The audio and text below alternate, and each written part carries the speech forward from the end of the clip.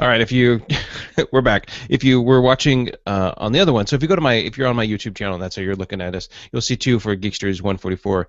This is number underscore two, of course. All right, let's do this again. We had some audio technical.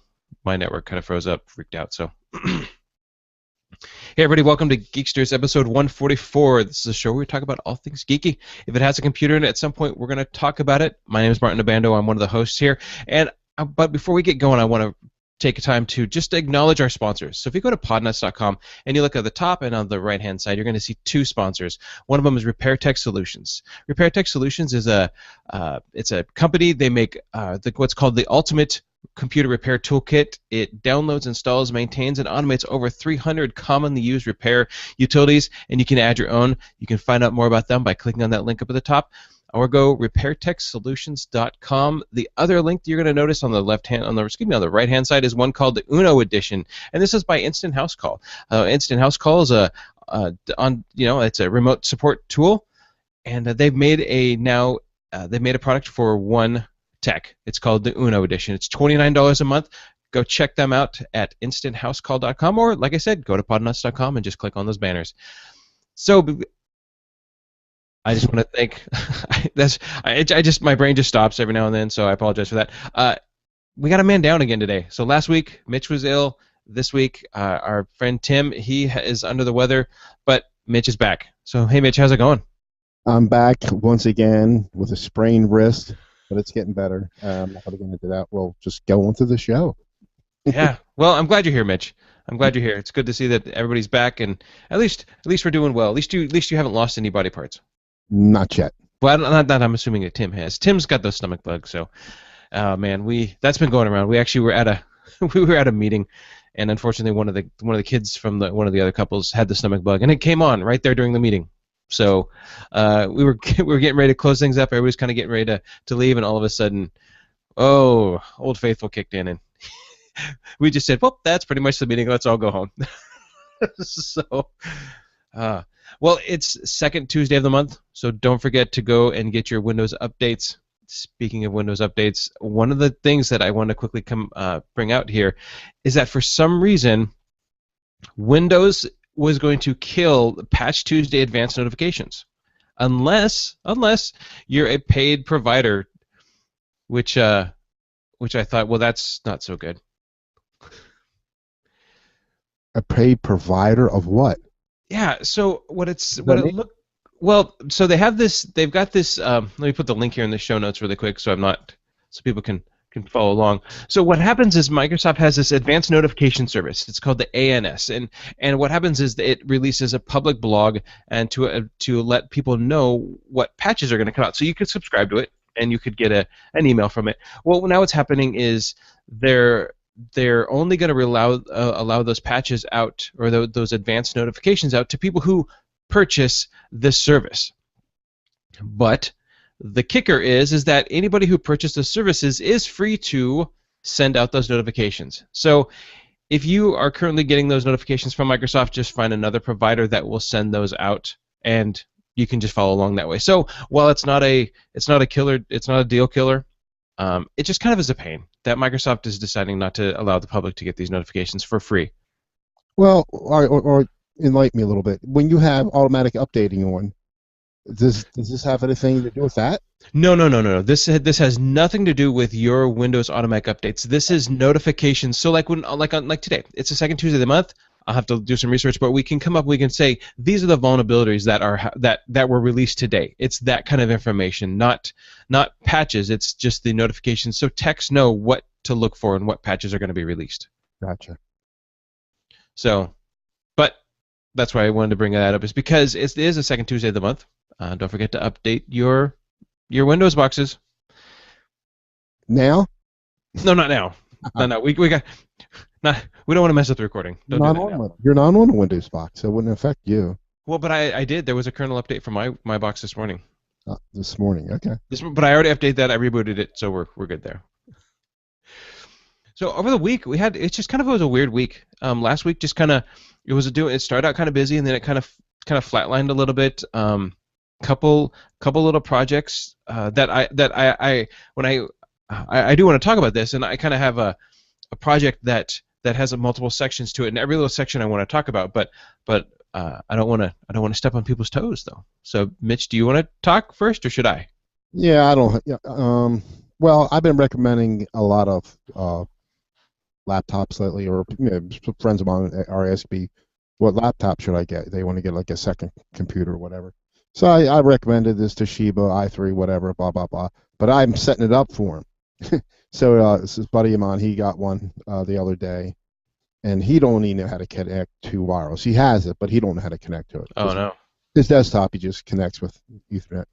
And so I told him what to do.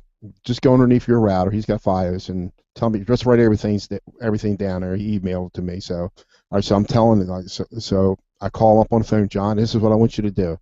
Well, number one, the wireless was off on his laptop, and amazingly he figured I had to turn it on. I don't know. I don't have the laptop in front of me, so I was going to look on the manual. So usually some kind of key kind of a combination, whatever. And he saw it on the keyboard, so he turned it.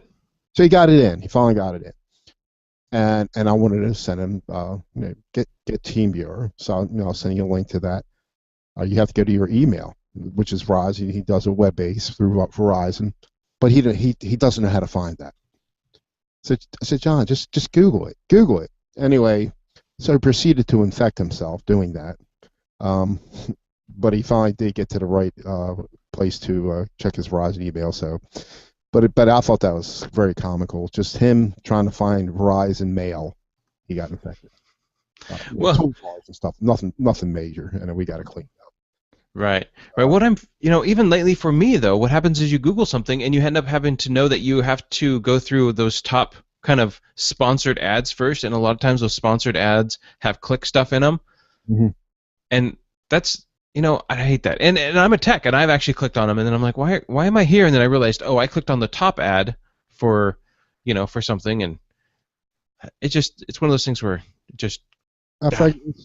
Well, I use that Web of Trust. I got it on a lot of my PCs, so it helps. But I mean, of course, he's got a brand new PC. He doesn't know. But what do I need to click on this? I said it should say Verizon email, something like that. I mean, of course, then after the fact, I found the exact place to go to, but it was too late. He done had this stuff on him. But like I said, we got it cleaned up, and now I have to get his. He wants to be able to get. He's got a HP 6520 or something like that, wireless, but he's got it hooked up wired, and it's wireless. And so I'm reading up because I've only done a few wireless printers before. But this one says you can use it simultaneously, USB and wireless. And so, because I was thinking, like mine, I have a brother, and it's just a plain laser printer. It's just wired or wireless. I can't do both at the same time. So I assume his is like that, but it's not, according to HP's, the PDF file. So, because I was thinking I was going to get a wireless card for his desktop. But I don't think we have to now, so we'll play with that next Saturday. I don't want to do that over the phone. Right. I mean, it drives me crazy. I mean, I know you must go through the same thing where you're talking to clients on the phone just to do the basic things, and sometimes it's difficult. Yeah. One of the things about those printers that I do know is that even if it says it's wireless, that means that the computer itself, there's a couple things. One, if it says it's wireless, that means that the computer can connect to a wireless access point. So even if your laptop is wired into the network, you can still print to the wireless computer because it's just connecting to your network via wireless. Okay, that's right. One of them. Then there's what's called direct print. Now, direct print is the machine itself can act as an access point. So it has its own DHCP scope, and it will send out all that information so you can print directly to the printer. I've never had very good success with that, and here's why. Is because, well, first off, you have to install an application on your computer because it creates what I can only assume is like a pseudo network card. Because if you're going to get two DHCP scopes, the information needs to know where to go. Because if you're wireless, because you're online, you're on your access point at home, you're doing something, but then you go to print, it has to know it has to print out that one specific port, which then has an IP address that correlates with the printer, and so that causes issues. And I've never liked that. I've always just done, if you're going to have a wireless printer, hook it up to your wireless access point in your home, and print through the network. Yeah, it had that direct link, and then have it the other way, just connect it to your router, which is, I think I'm going to do it that way. Right. Right, you can do it right off the printer itself. Yep. So, and then his new laptop should pick it up automatically, and then I'll just install the drivers. Yeah. Yeah. Yeah. We just I as don't think I have to do anything with the other printer. Period. That's already hooked up, working with it. Yeah. right. No. Yeah. I mean, just a couple days ago, I went to it was actually, well, maybe it was early this week. I can't remember. I went to a client and they were having trouble printing via the wireless printer. It just was slow. It wasn't working very well. So all I did is I just plugged it into the network because it could be wired or wireless. I Right. plugged it into the network and then it worked much faster. They were, they were pleased with the way that it turned out. And it was just because it was wireless. It had to spend time, you know, doing all that stuff. And when you print a job, it depending on how big the job is, it has to spool up. It has to take time to get it set. And the faster the data can get to the printer, then it can, the faster it can print. The only thing I recommended to him, because it seems like a lot of people do have problems. I've had problems with wireless before too, but it was hardware issue. It was hardware issues. After a while, I said, after we get this set up, leave the printer on. Do not turn it off. You know what I mean? Yeah. Because I had an older brother, but it too is wireless, and I just got a newer version. But it would not, after a while, the wireless, it would not retain anything, and after a while, the wired, even setting it up, doing a static IP, it would not save anything. I mean, Oh, unless I kept the computer, the printer on, yeah. it just went bad after a while. I mean, I could have still used a USB, but then I went up getting a new one because when what's the not the ink, what do you call it, the Toner? toner went up in it, and I mean I refilled it once, but now it's like there was a new one on sale. It was just as much as a toner, so I got I got a brand new one. So Oh yeah. Well, I have been delivering and buying and purchasing and selling, well, not selling, but recommending Brother printers now for a little over a year, Mhm. maybe almost 2 years. They used to be kind of like, oh, a Brother printer, and now at least their more expensive line, at least their LaserJet have really stepped up. I've had very little issues with it. I have a Brother printer here in my office, and my Linux box is hooked up USB. It just seems to work better that way. Now, everybody else on Windows will print via the network to this printer, and so I have an IP address on my printer itself, so I can print both ways to it. you can. Okay. Hmm. Maybe I can on mine. I don't know, Yeah. but The only it's working fine. And I only use I only print text. I don't need to. If I'm going to get Right. pictures, I'll take it somewhere to get, because it was so expensive. I mean, it was fun printing your own pictures. You had a nice HP printer, but But it's just as cheap taking it, to get your photocopies elsewhere. well, yeah. I mean, that's exactly it. It's you can spend $150 on a decent black and white LaserJet printer, and it doesn't need to have the scanning and the faxing and copying unless you want it. But you can do that, and then really, by the time if you go with a color one and then print it, you got to get the photo paper, and it never turns out right.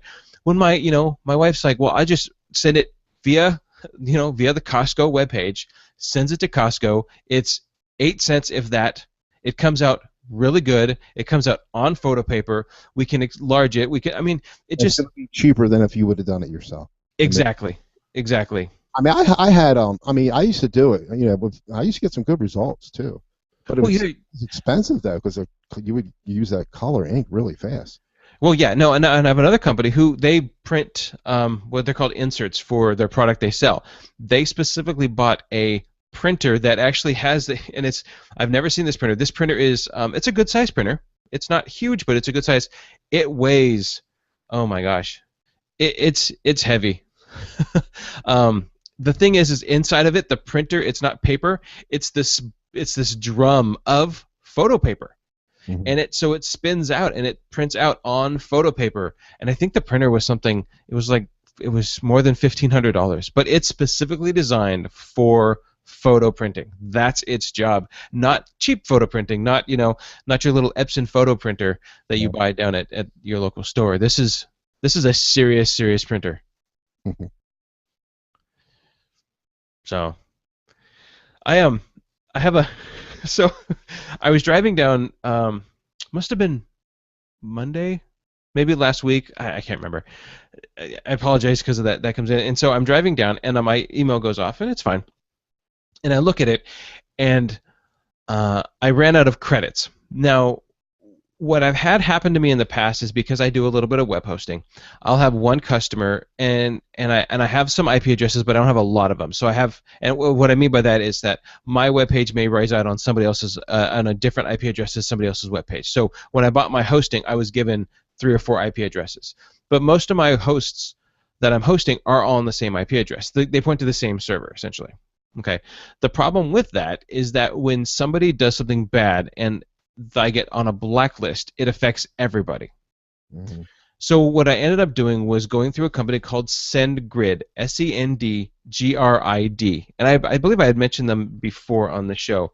What they do is they are for email and like kind of mass marketing company. But what they do have is they have a free they've got a free product, a free solution that allows you to have what are called basically credits, and I can email 400 emails a day through them.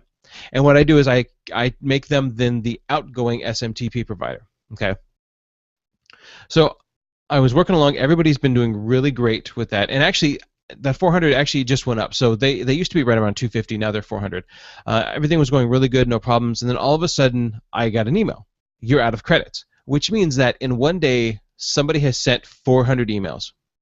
So I quickly look, and I quickly open up my SendGrid app, and I look at it, and I can see who's sending all of these emails. And I contact this guy, one of my clients, and I said, hey, I think you have a spam bot. We're going to need to take care of that. And he goes, why? Because I've been sending out emails? And I said, yeah, it looks like you've sent out, you've sent out 400 emails today. He actually did. Maybe he actually did send. And he did. He says, oh, no, I do that. Oh, my. And I'm like, what? He goes, yeah, no, I sent out 400 emails today. It's one of our largest clients, and I sent out an email to every client at this job. And he's not computer savvy too much, a little bit, but so I had to stop and fix the problem because now he's affected anybody else who sends through there.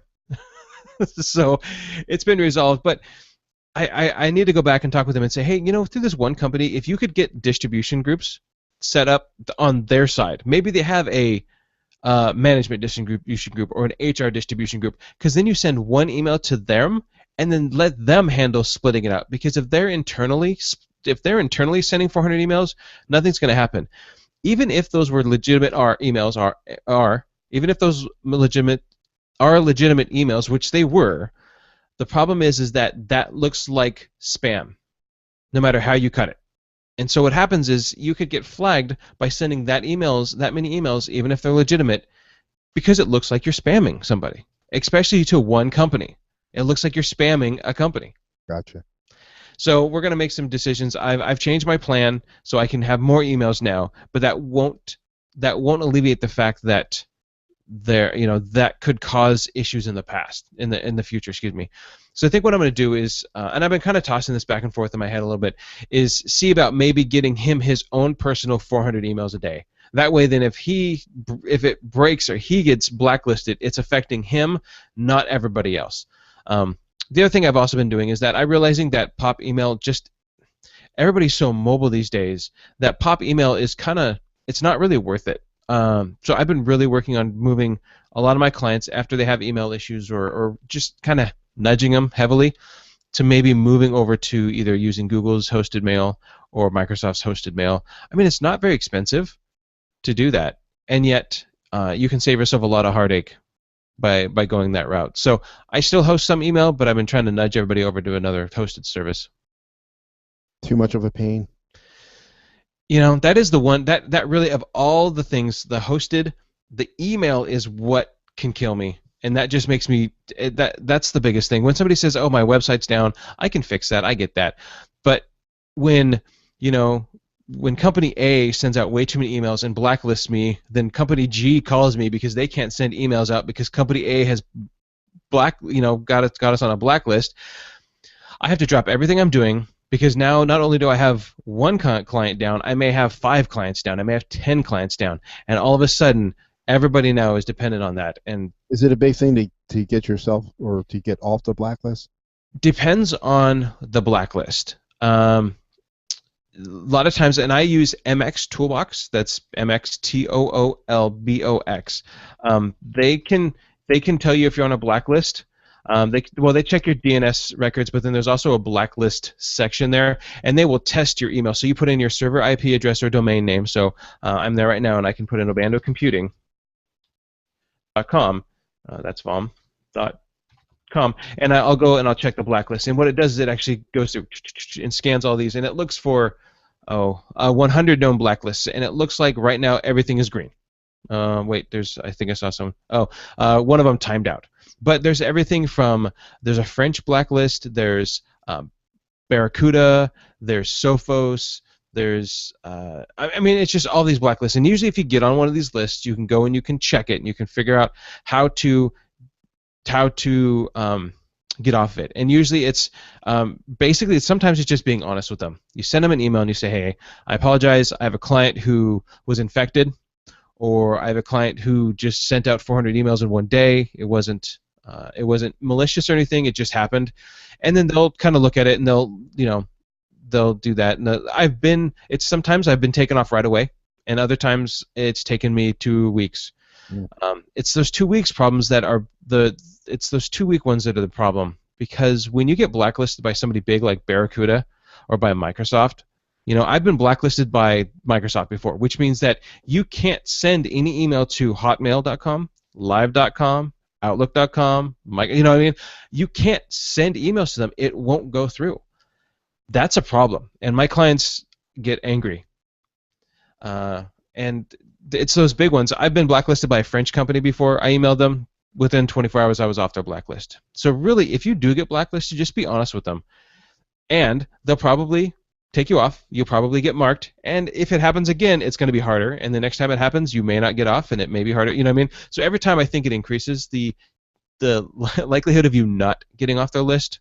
But it's everybody at some point will get blacklisted, just because if your email gets spoofed, or if somebody's sending email as you, they just look at the domains. So it's troublesome, but it does happen.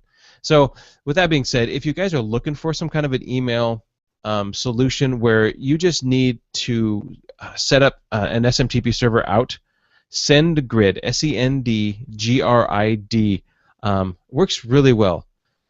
I don't know. Yeah, so if you go to their website and go over to pricing, they've got a thing that says start sending today, send up to 400 emails a day or 1,200 emails a month, 12,000 emails a month for no credit card needed.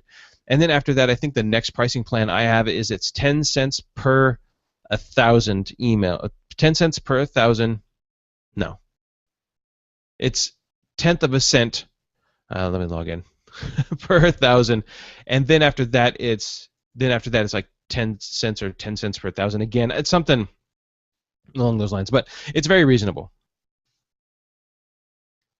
SendGrid.com. Well, I guess I could talk to you about what that big project is. So, I was called last week from a third-party company, and they handle surveillance cameras. Did you want to say something, Mitch? Or? No, I'm just. Oh, okay. So I was called last week by a company who handles surveillance cameras, and I've worked with this company before because they also do surveillance cameras, but they pull wires. They're a contractor, so they're a network contractor. And what they needed to happen was they needed an external access to cameras on site at three locations. And I said, not a problem. So there was a couple options we can do. One, I don't believe they had a static IP address, so I contacted CenturyLink and asked for, what's the cost for static IP addresses for these three sites? And they said it's somewhere between $5 to $10 a month. I said, okay. The other option is to use something where you have a DNS provider, kind of a rerouter, and something like noip.com. That's no-ip.com. And I already have a noip.com account. I actually have a business account, so I can resell those out. So I called up the company and I said, well, this is what I can sell you for domain names to resolve these through, and it's going to cost this much per year. And they said, great, let's go with your solution, much cheaper. So not a problem. So I set up these three things. And then I got a hold of the company and that was doing the surveillance system, and they said, okay, we're port forwarding on port 7000. So then I just redirect everything through, go into the router, everything's good. They had it set up one company already, and so I just need to go look and see what they did. Everything was fine because they jumped into the CenturyLink router and made the changes to the port forwarding. So I get everything done except for one of the clients, because one of the clients, the network wasn't set up. It was set up correctly, but we were sharing with a coffee shop, and so I had to instead of double netting, passing the data through two routers, I wanted to switch things around. So I switched things around the other night, and things just don't work still. And I give them a call, the third party company, and this is kind of my little tip of the day here, is I give them a call, and they have on their network, on their box for the cameras, they have two network cards. One is kind of an external facing. The other one is internal facing that the cameras run off of, and the cameras come into this internal network card. Well, what I didn't know is that out of that internal NIC goes to a switch or a router. Out of that router, let me go. This is okay. I'm going to try to explain this so it's easy to understand. So if you're driving or if you have a piece of paper, here we go. From the internet comes CenturyLink. Okay, CenturyLink then goes to my network, and then I handle everything from there. There's another CenturyLink line that comes in that then goes to the camera's router, out of the camera router to a switch, out of the switch to all the cameras. Okay, the end of the switch also comes into that second network card for this Windows box that runs the camera software. Okay, out of the internet NIC into my switch for my internet access. Okay, so that way we can pass the traffic through one way, and then they get their traffic another way for the cameras. So what happened though is that when they brought in their network with their own DHCP scope and everything like that, they made it a 192.168.0 dot address range. Well, when the CenturyLink routers come in, and if I don't need to change them, I won't. They are 192.168.0 dot as well. So when I go and I look at their network, now that I didn't know that they were using that IP address, I assumed when I sat down at those computers that were handling the cameras, the two IP addresses that I was looking at, 192.168.0.10 and 192.168.0.12, were coming from the same router. They're not. 12 belongs to my router, 10 belongs to their router. So when I have to change a network to 172.16 because the 192.168 has already been taken off by another department, I then go into their routers or into their camera box, and I change both IP addresses to 172.16.0.10 and 172.16.0.12. 12 being mine, 10 being theirs. The camera stopped working. And I don't know, and all I know is that I go and I look at the cameras, and the cameras are still 192.168.0.151 and up. They're statically assigned those IP addresses. So I contact the company. This is late at night, and I contacted them. Actually, it was Sunday night. I contacted them very first thing Monday morning. I said, how can we change the IP addresses on your cameras so they're in the 172.16 range? And the guy very nice guy. He goes, and I've talked to him before. He goes, I don't understand. And I said, well, this is what I did. Told him. And he goes, yes, but you shouldn't need to change our camera routers. I'm like, but they were getting an IP address that I was handing out because it's a 192.168.0 IP address. So you must be getting that from me. And he goes, no, there's two network cards on there, and one goes to our switch. Isn't it the switch right there? And it's not. I didn't see anything. So come to find out, this is where I find out that they have their own switch and their own router that handles out IP address ranges that happen to be the exact same IP address range that I was handling out, but they never touched, so they never caused interference. So, does that make sense? Yeah, somewhat. Yeah. All right. So, my tip to the Geekster listeners is this: is that if you are providing a third-party service and you're going to bring in something that's going to create another network for whatever third-party app you're going to use, okay, make it obscure. You know, you don't have to use the 192.168.0 IP address range. You can use 192.168.100. You can use 172.16 something. You can use 10 dot something in the private IP, in the non-routable IP address ranges. Now, you don't have to use the class A, class B, or class C subnets. You can still use a shortened down subnet on a 10 dot IP address range. But by doing it and making it obscure, what you're going to do is then when somebody like me, a tech, comes in there and I look at those and I see two separate IP addresses ranges, it makes sense to me then one IP address range is one way, one IP address range is the other.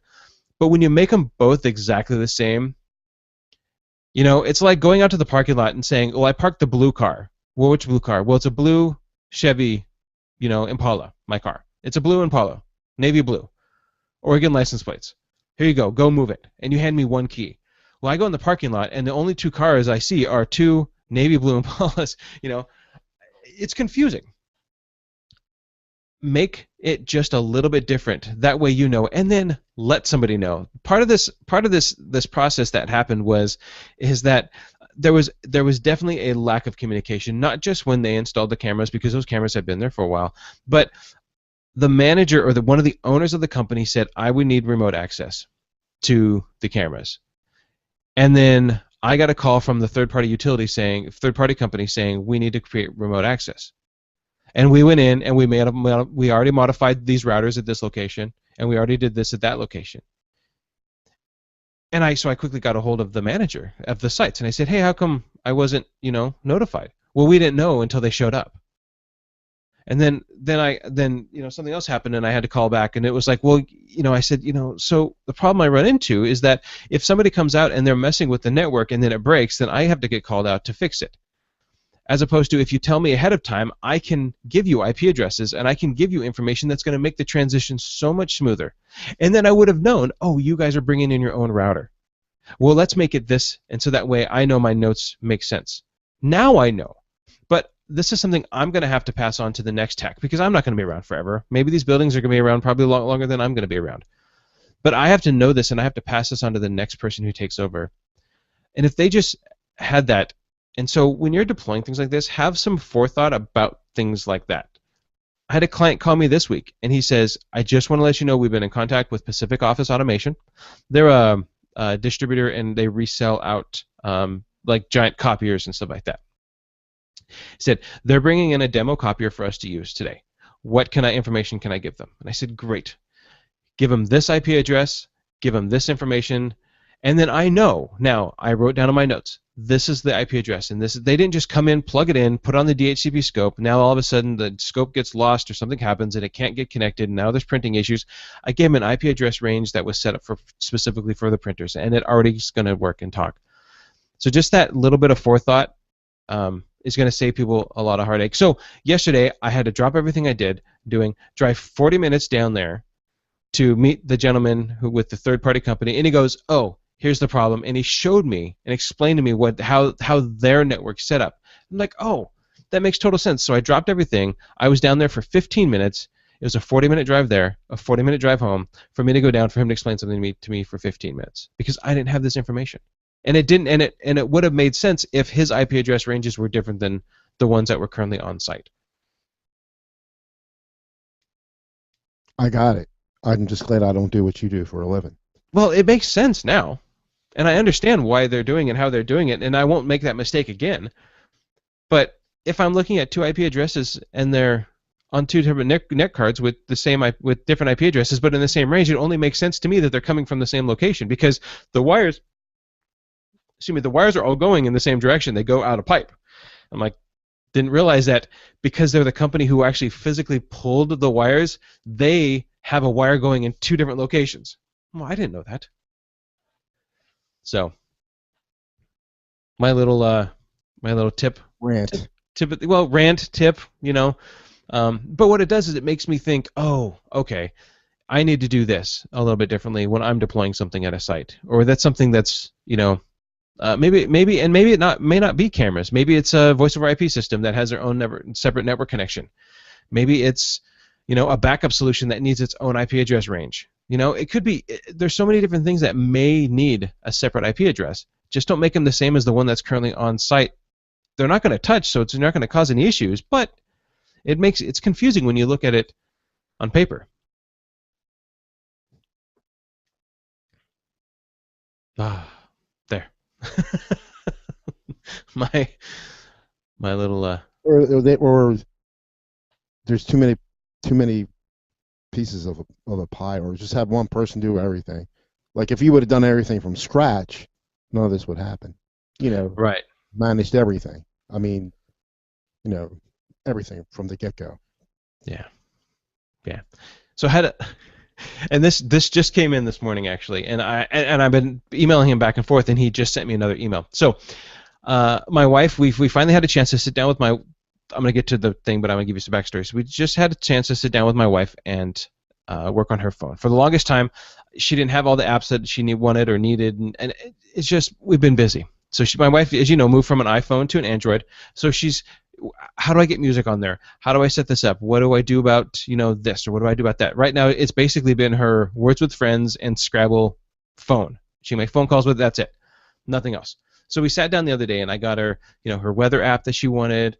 We sat down and did, the school apps, so she could log in and look at the kids' schools and grades and what's missing for assignments, and just all of these apps that are functional.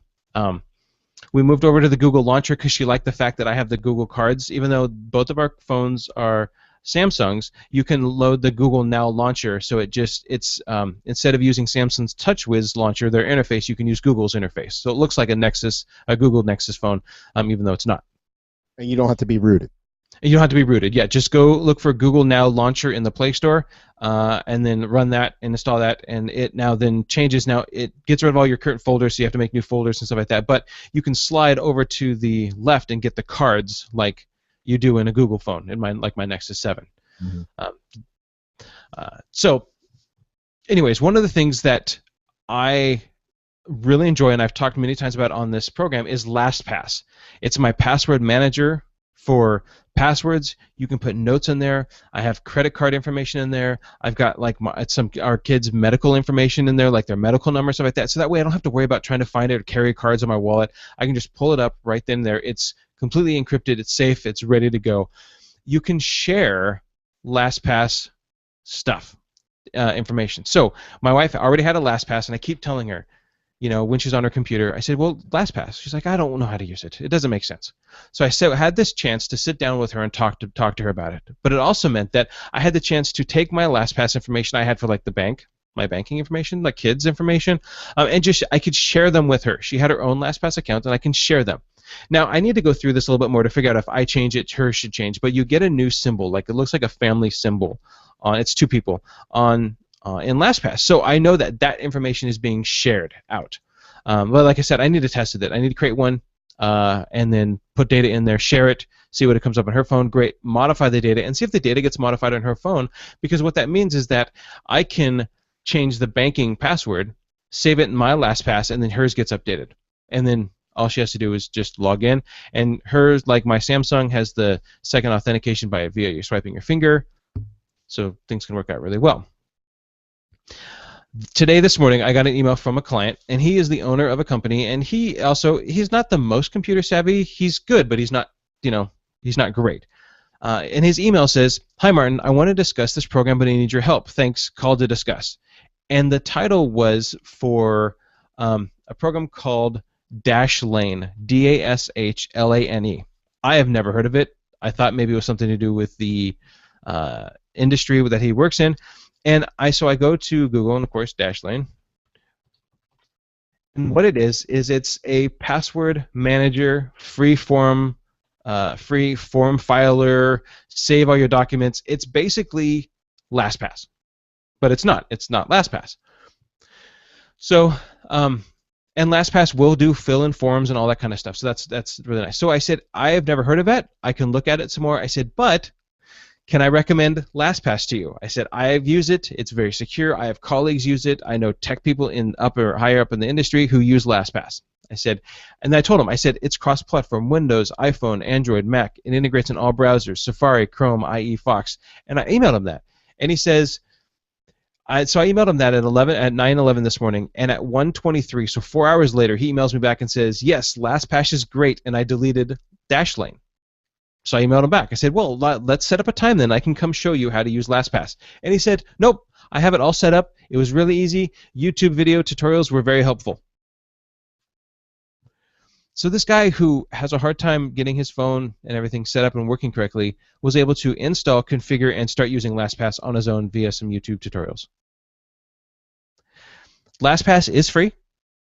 For the little bit of extra cross-platform features, it's $12 a year. That's $1 a month. I don't know. I wish they were a sponsor because I could just talk about them more. I mean, I'll just talk about them.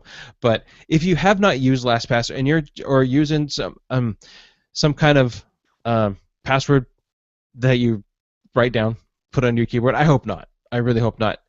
Now, here below my monitor. Right yeah, there. that's right there. Yeah. Oh, sweet. Now everybody knows Mitch's passwords because he just pointed them. You know, the one thing I have heard from people is that LastPass, they hold on to your password, whereas something like KeyPass or I can't think there's another one that you use where you have your password vault. You hold on to it, and maybe you want to put it in Dropbox, or maybe you're going to put it in your BitTorrent sync folder, and then it comes down to you having everything, whereas LastPass, at least they're holding on to your stuff, and you have to do that. That's really up to you. This gentleman was not looking for that. He was looking for something web-based. All I know is that LastPass works well. It's very encrypted. They don't have your passwords. That's the problem. LastPass doesn't have your password. So if you lose your password, I don't think they can help you because they don't really know your password. I think they just know hashes and stuff of other things that they mesh together and make sure that it matches.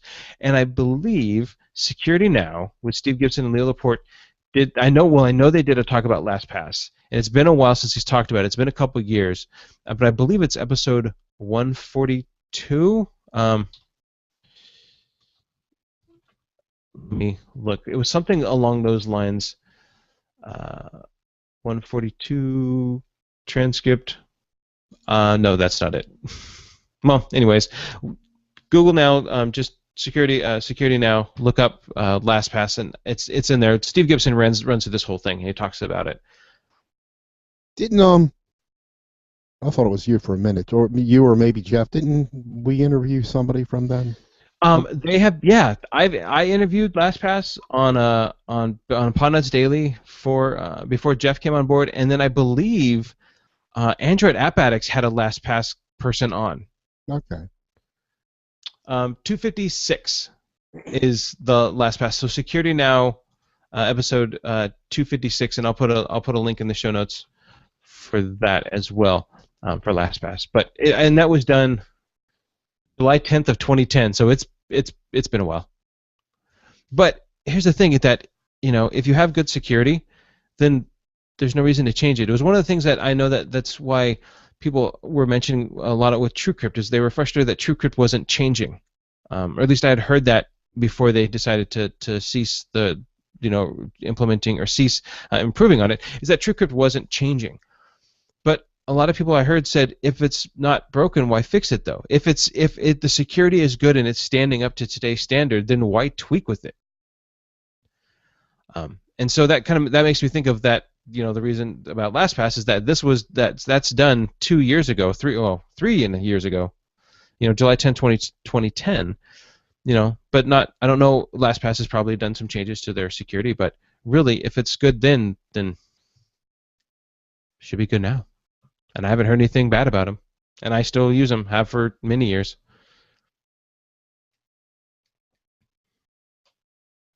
Let's see what else. I'm trying to think of what other stuff I did. This was kind of like I said, it was a good week, but it felt like it was kind of hit and miss. It would be quiet some days, and the other days would be crazy. But craziness wasn't always Geekster material. It was, could you set up a password, or could you add an email account, or it was changes at one of my locations where I had to just kind of go through and make password changes. And I'm going to be deploying a Windows 8 box tomorrow, Windows 8.1. For a client. He bought a new printer. He's got an old machine, old Windows XP machine.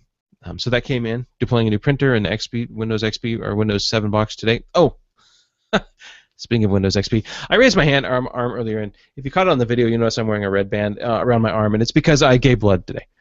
And So I'm there laying down, and I usually go downtown Portland to the big center that they have everything at, the American Red Cross giant center. But this was a mobile bus because it was close and I didn't have to drive 40 minutes downtown. And I'm laying there, and I look just really quick to my side, and right hanging there on the wall is a Motorola access point. So I turn my head a little bit more to follow the cables, and it goes into this little Netgear switch. I'm like, okay. And I open up my phone, and sure enough, I can see their access point, and I'm like, okay, I'm trying to guess what their encryption, trying to guess what their password is, and I couldn't do it, and I thought, I don't want to do this too long. But I quickly, blood donation, nope. Red Cross, nope. I put in the name of the access point, nope. Put in all all lowercase, all uppercase. I'm thinking, because I think we've all gone to sites where we see something locked down, and so what we do is we we try the name of it, and you're like, oh, it's the name of the location. But one of the things I did notice, and I didn't notice earlier, was I look on the wall, and they've got a computer there that people are logging into. They're doing some stuff. It's a Windows XP box. Now, I don't know if it was Windows XP. It may have just been Windows 7 with the XP theme on it. But it's a brand new HP Core i3 laptop running Windows XP, possibly. That's my computer's an XP at work. At work. But you're also not putting in my medical information and blood donor stuff. No. So I didn't get a chance to ask him. I thought, do I ask him? Do I not? I don't know. You never did get into the router or anything. No. That's. They changed it. Huh? I don't. Well, I didn't. I wasn't trying very hard, and really, that's not. I don't think that's necessarily legal. Oh yeah, but I mean, just want to see if they're well, thing. Well, yeah, it'd be kind of yeah. It's remember the tire location, the auto shop that I was into, where they had their stuff wide open. I'm like, well, would you tell them it's wide open because you're being the good guy, or do you not tell them because by being the good guy shows that there could be malicious intent?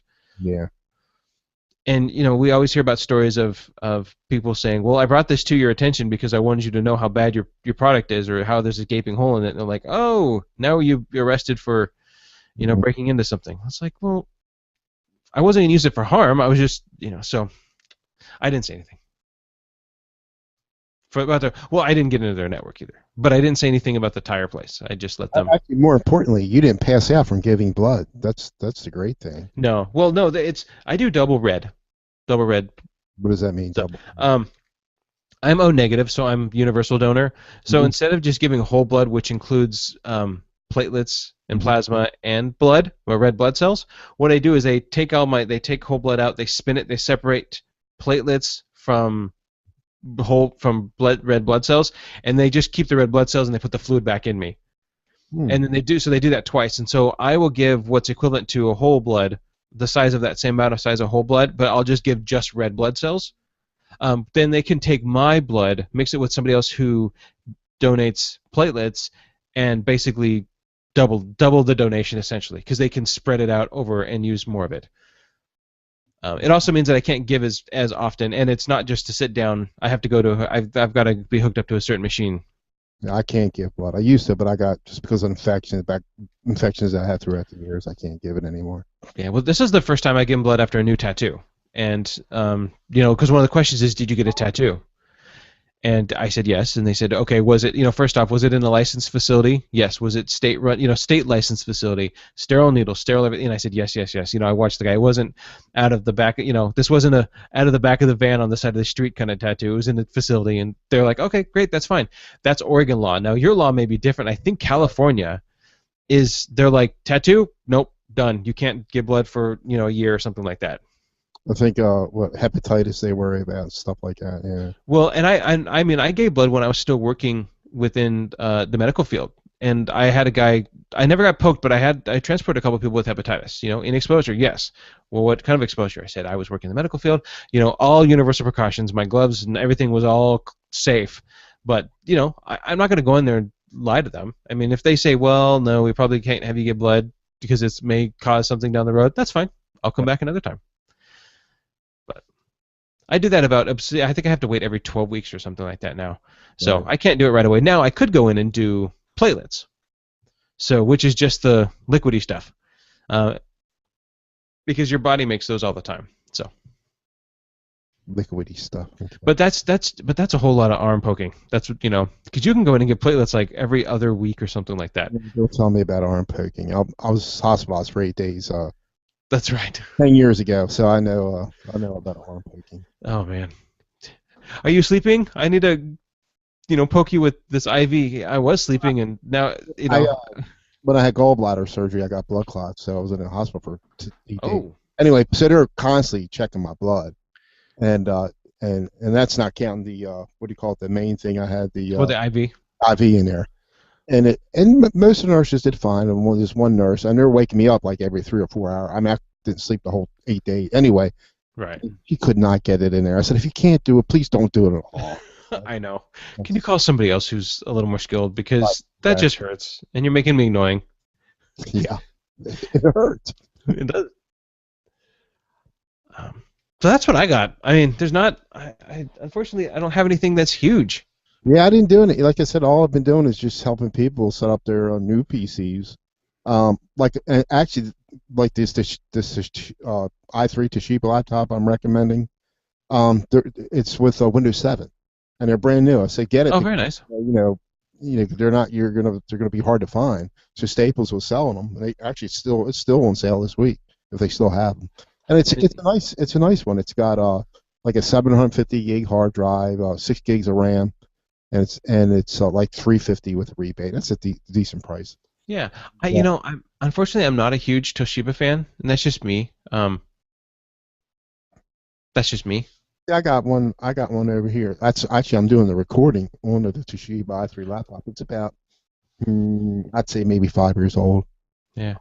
The only bad thing it didn't come with HDMI, Uh, but I haven't had any problems with it. Really. and I think every tech has a time where they've gotten burned. Whether it's I had a boss who was just adamant regarding Norton. So then he hated it. Now this was before. This was when Norton Security sent Norton their corporate was good. It worked really good. He had gotten burned early on and just hated Norton. I mean, anytime he mentioned it, he just was very frustrated with it. And I think every tech has been that way regarding something. I've been burned a couple times by Toshiba. I know other people who have been burned by like Western Digital hard drives. They will only buy Seagate or something, Mac Store, whatever. They won't buy Western Digital because they've had problems with them in the past. And I think we're all kind of in that boat. And so when I say I'm not too impressed with Toshiba, they could be the best thing. And it's just past experiences, you know. I've used Dell products and been with Dell products for years. I know how they work. I know how they operate. I know other people who don't like Dells at all. Yeah, I mean, I know a lot of guys. I don't think you get into taking laptops apart too much. Lately, I have. Well, a lot of guys they hate the HPs. Yeah. I just don't know if they're as bad as what they were. They had the video card problems, stuff like that. And people, I not just tell them like. Honestly, I don't think one's different from the other. They're all using the same parts. Yeah. And but a lot of the guys hate HPs. And I've only taken a few apart and done stuff with. And they were HPs, but it wasn't video card problems. It was always adapter problems. Oh yeah. Adapters, soldering a new adapter in there. But like I said, I got a Toshiba and I bought two cheap Acers, and they work fine too. Yeah. Mm-hmm. Yeah. It just. I mean. Bottom of the line Acers, I think. Yeah. My wife's new one I got her it's a quad core. It's 99.3, but she loves it. Yeah. Well, I mean, today I went I went to a client and she says her computer's running slow. And when she bought the computer, I vaguely remember telling her that she probably wants more than 2 gigs of RAM, but she bought it with 2. That's fine. So I go over there today and I know. So she has 2 gigs of RAM. What was it? Yeah, I would never tell anybody to don't ever buy anything with 2 gigs of RAM. I know. So she bought it with 2 gigs, and it's been running fine. Now it's slow. Like, well, the cheap thing to do would be to add more RAM to it. So I get a hold of the laptop, and I just came from there before the recording, and she's working on it, so I'm going to do it tonight and part some stuff out and look at it. So I grab the laptop, I flip it over, one solid piece except for the battery. They're going to that now. Everything you got to take the whole thing apart. Right. It depends on the model. I Right. know that in Dells, if you buy, so when people say, what do you recommend for a Dell laptop? And I will say, this is what I recommend. And I go to the work part in Dell and I get them Dell like Inspiron or higher laptops, like, because they have panels on them, like my laptop. It has a panel on the back that you can get to the stuff. All of the cheaper end laptops that I'm seeing, especially from Dell, are all that unibody one. And it's like, now I have to field strip your laptop to try to add more RAM to it. Mhm. So That's how that's my vice Acer's like that. I think these new Toshibas are like that too. So I took a picture of what it is so I can come home and find out, well, first off, how much RAM it can take, and I'm pretty sure it can take 2. But I want to know, I'm sorry, I'm pretty sure it can take up to 4. I want to know if it can take 8 or 16. And the reason is because the jump between 8 and 16 is pretty big. There's a pretty good price range difference there. But there may not be, and I may be able to convince her to go with 8. Because really, when's the last time as a tech you've ever heard, I have too much RAM? you, you, you don't. No, you don't hear that because it's. Here's the bad thing. She'll have. She says she's got 2. She probably has 2 1 gig sticks. Oh yeah, which means we'll have to buy pairs. Replace them. Yeah. Yeah. Oh, I know she doesn't have 1 2. I know she's got 2 ones. Yeah. Which, you know. I mean, they're trying to save money. Right. But if say if, for instance, if a 4 gigs of RAM is say $40, but 8 gigs of RAM is maybe $50, I'm gonna really push her and say, you know what, go with more RAM. More RAM's always gonna be better. And if anybody techs, you know that. I don't have to explain that to you guys, but and gals. But so I'm hoping that maybe the difference between 4 and 8 is going to be small because I mean, what's one of the first things? I bought my laptop with 2 gigs of RAM in it on purpose because I knew that it took up to 16, and I could get 16 cheaper than when I bought it through Lenovo. Right, So right. I bought my laptop, bought my RAM. My RAM came in and sat until my laptop came in. Pulled out the hard drive, put an SSD in, pulled out the back, put more RAM in it, and then booted Linux to it. What you just said, that's probably the 2 most um, improvements that you'll see. I mean, really significant operating improvement. Replacing a RAM and putting an SSD in there, you really see a big difference. In the box that it's in the box, I think it's in my closet here. In the box for my laptop, the original 350 gig spinning hard drive is still in there with Windows on it. Like I didn't even turn on the machine. I took out the hard drive and put another hard drive in. Right. When I bought it. So yeah. So I don't know. I guess I have a sorry. I've got a SanDisk Mm-hmm. 128 gig here. So this is my first one of the ones I bought That's for what this. I'm on. That's what I have in here. It's not a SanDisk. It's an OCZ, and it's only 120 gig hard drive in here. But I got a terabyte external drive or Right. second. Oh, so you've got the spinning the SSD is your primary, and then your data is yeah. So I ran out of this one here, and it's one of the thin ones. It's got to be the kind of the low profile ones. So there's this one, and this was 128, and I was running out of room. So then I bought this crucial one, 256 gig. I bought this one, and then my laptop crashed, and I thought, all my data's on this one. Should I just buy another hard drive or whatever? So I ended up buying this one, and I haven't even opened it yet. It's still in the box. They're at the top of the line. Some of those Samsung ones. The Samsung 840 Evo, and I read a lot about it. This is 250. I read a lot, but I mean the package hasn't even opened up. The sticker's still on it, and I thought, I'm going to hold on to it. So I copied all my data to another drive, to external drive, put my crucial one back in there, and reloaded it. And that's what I'm currently running on this machine. You're going to be using Linux, correct? Pardon me? You're going to be using Linux, right? Oh, I have been using Linux for a long time. If you don't clone, you just do a clean install. I just do a clean install. Yeah, me too. Well, and ouch. The one thing with Linux is that you can just, I have my home directory. My Thunderbird is right there. My Firefox is right there.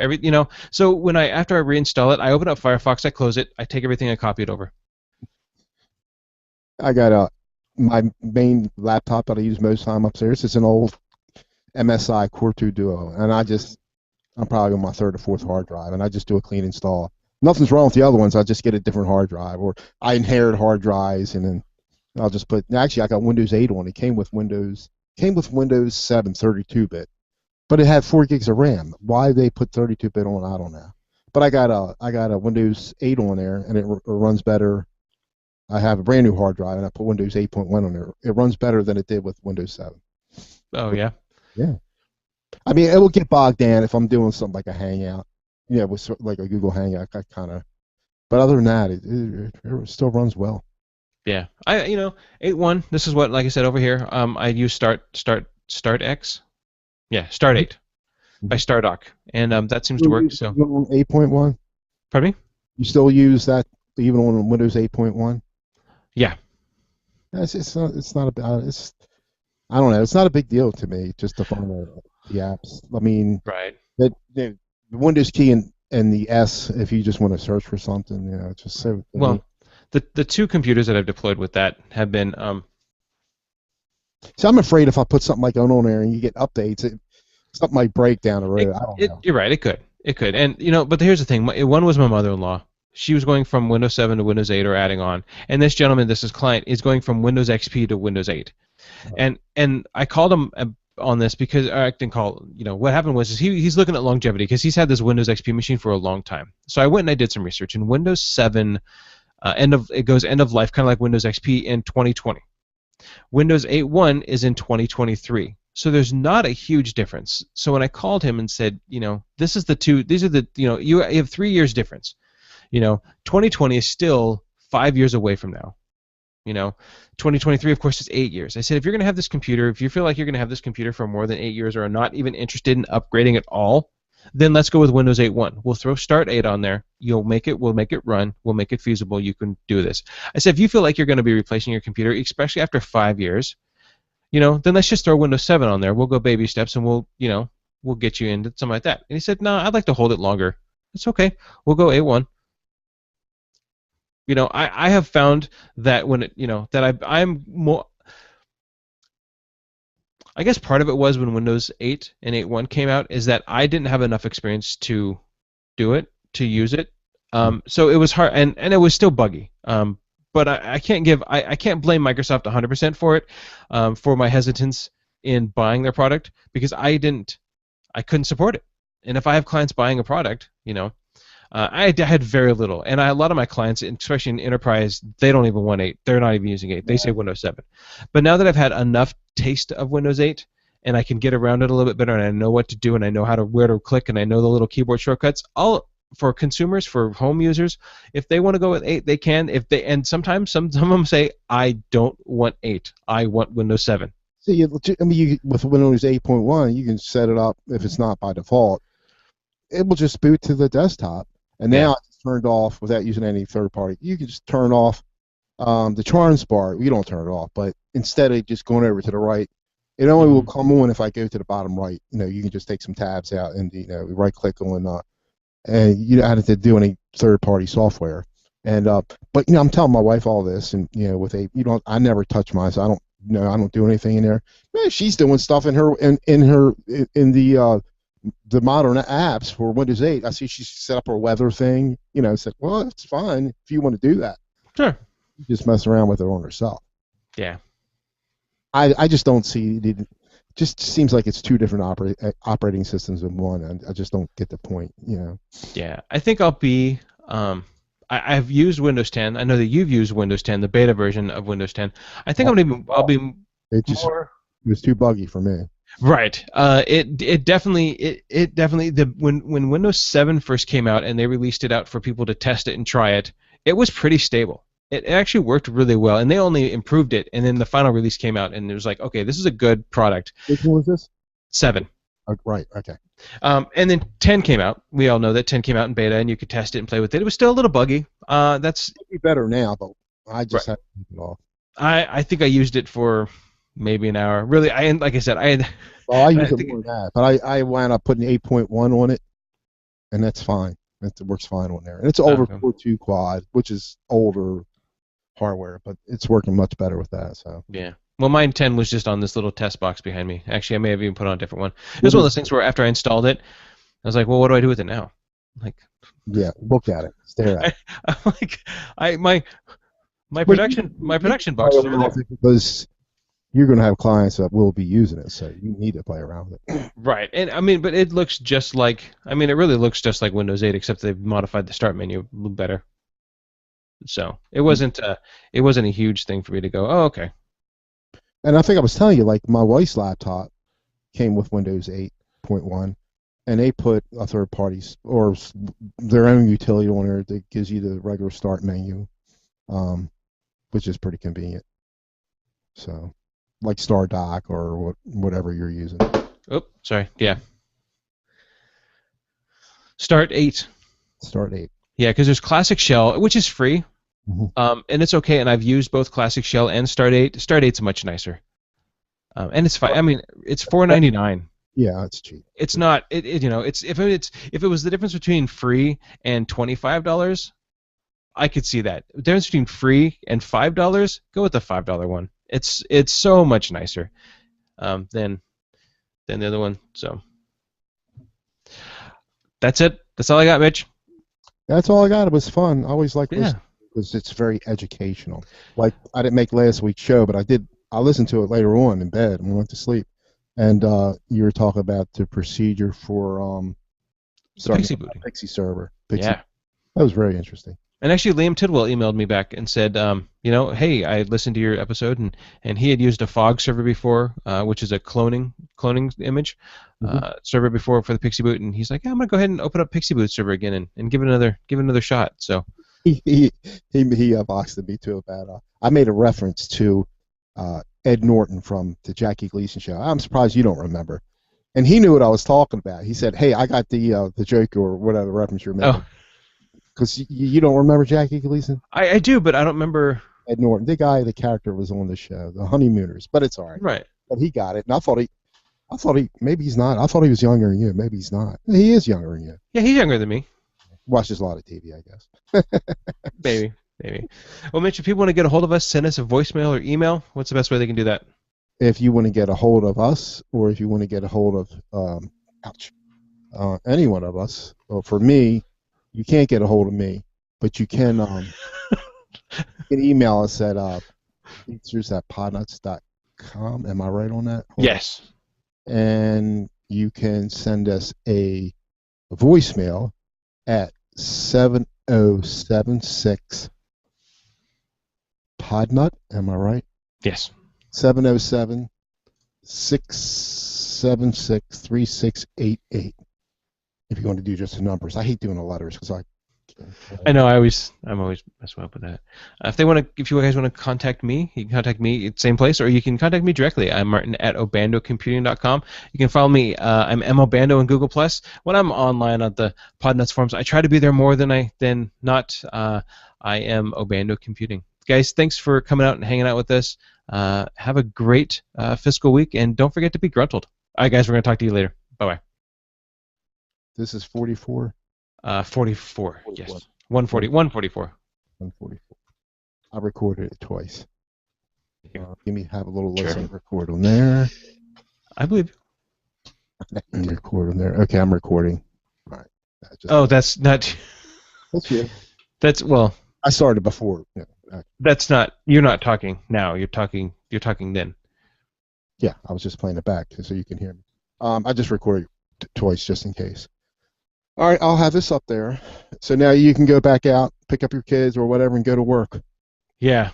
Actually, my phone rang not too long ago. So I need to figure out what that is. I'm writing back to that gentleman who uses LastPass, and Leo Laporte. I remember Leo Laporte did a kind of an introduction. It's about 31 minutes long to LastPass, and so I want to send him that way because he actually sits down and goes through it step by step, And I thought I'll send this to him. He may want to watch it. He may not.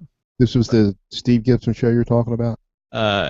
Right. Steve Gibson talks about LastPass, but no, I didn't do that one because that one. I mean, Steve Gibson talks about the technical side of it. It's being salted and hashed, and on their side salted and hashed, and then hashed again, mixed and mashed, and this guy doesn't care about that. He wants to know functionality, how to use LastPass, and so Leo Laporte did a. I should use. I never use it. I'm always forgetting my password. Well, you should. Here, let me give you this link. I know it's been around. I knew about it way before you even became the had anything to do with Podnuts, but I just not that it's difficult. I don't know why. I just feel. But you still, you set up with your passwords and you have a main password for for that. That's it, basically it, right? Right. Yeah, but then I would forget that one. Well, don't forget that one. I know. That's the one you don't want to forget. Yeah, don't forget that one. So There's no way you can. You were elaborating on earlier. There's no way you can get your passwords from it. not to my knowledge. If you forget your master password, start over again. Mm-hmm. Well, now what happens if you would change one, and then your LastPass? Well, if you're logged into LastPass and you go to a site and you use LastPass, you log in and you change it like your banking. LastPass is pretty cool because it'll say, "Hey, I noticed you changed your password. Do you want us to save it for you?" You hit yes, and it updates your file for you. Well, it's gonna ask you for the new password and everything. Yeah, well, it realizes it senses that you changed the password and it will update its own internal database. Mm-hmm. So, all right, real quick before I let you go. I was telling my friends my friends using Thunderbird, and they're staying in sync. But we made a folder. We made an extra folder. So I said, here, you want to save stuff, put it in there. But that doesn't stay in sync. But everything else does. Is that normal or? wait, your friends use Thunderbird On two different PCs, right? on two different PCs, right? They did like password sync and stuff on there. Nothing to do with passwords. No, nothing to do with passwords. But I said, just make a folder in your email. I mean, an extra folder if you want to save certain emails, whatever. Just put your emails in there. That doesn't appear to stay in sync. You got Thunderbird, not Firefox. Sorry, that's why I was saying one, hearing the other. Okay. Well, what are they using for email? Comcast. Are they using POP or IMAP? I set it up. IMAP. I set it all IMAP. So let's say if he's deleting something on his inbox, it will be deleted on the other one. It should, yes. I made a folder called whatever. I forgot what I made it already. VIP, whatever. And I made it on the new on both of them. But if he puts something in that folder, he's got to manually do it on where it just wasn't in sync. It wasn't keeping that folder in sync. Well, unless it is. I mean, I have to check it. Maybe it is now. Maybe wouldn't do it at first. I don't know. But everything else is in sync. If he deletes it on one, it will show up on the other one when he goes in it. And so the default stuff is saying it's normal. Ooh, I thought you froze. No. I had two voice messages back to back. So. All right, I'll let you go. Okay. Yeah. Let me think about that. See what I can come up with. All right. Have a good night. Thanks, and you too. Don't be degruntled. I won't be. Oh, PC Freddy says just get Exchange. Yeah, well, that's a good option. $4 a month. They can go with hosted Exchange. All right. See you later, Martin. Well, and if you do that, let me know because I can help you set up. I can get you. I have a contact. Who you talking to? I'm talking to you. We'll do what? What are you talking about? Okay. Fred in the chat room says just get Exchange. So I'm telling you, instead of having them use the Comcast IP address for $4 a month, they can go with hosted Exchange. He ain't gonna do that. But $4 a month for what? For email. Oh, he ain't gonna do that. He's unemployed, and his house paid for. Anyway, I don't know. It's an option. Or just go with Google. Just get a free Gmail account. Actually, he could still use his Thunderbird. If he's got to change his Comcast email address, well, I don't think I can do that. Everybody knows my Comcast. He's one of those kind. Why is that icon there? Do I need this shortcut? What is this website? Do I need it? So he's kind of that person. So there's no way. I don't know how I got him to do. He likes Thunderbird. I can't believe I got him to do that.